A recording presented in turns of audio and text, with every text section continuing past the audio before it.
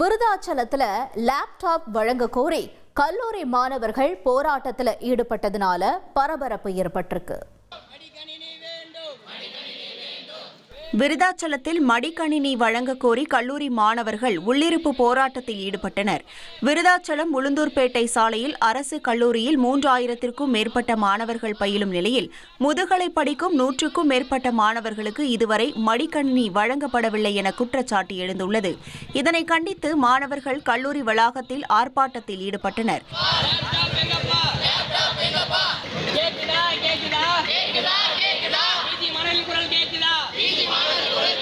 யூஜிக்கு மட்டும் தராங்க laptop, third இயருக்கு தந்தாங்க ஓகே, செகண்ட் இயருக்கு தராங்க. அப்போ பிஜி நாங்களும் இறுதி ஆண்டு தான் படிக்கிறோம். எங்களுக்கு மட்டும் அந்த லேப்டாப் இந்த கவர்மெண்ட் தராமல் இருக்கிறது எங்கள் மாணவர்களுடைய எல்லா தமிழ்நாட்டில் இருக்கிற எல்லா கல்லூரி மாணவரும் இந்த போராட்டத்தை முன்னெடுத்து வராங்க. அதனால் தமிழக அரசு உடனடியாக இந்த இடைக்கால பட்ஜெட்டில் எங்களுக்கு பிஜி மாணவர்களுக்கும் லேப்டாப்பு கொடுத்துட்டிங்கன்னா ரொம்ப வசதியாக இருக்கும். பின்னர் கல்லூரி முதல்வர் நடத்திய பேச்சுவார்த்தையை தொடர்ந்து மாணவர்கள் போராட்டத்தை கைவிட்டனர்.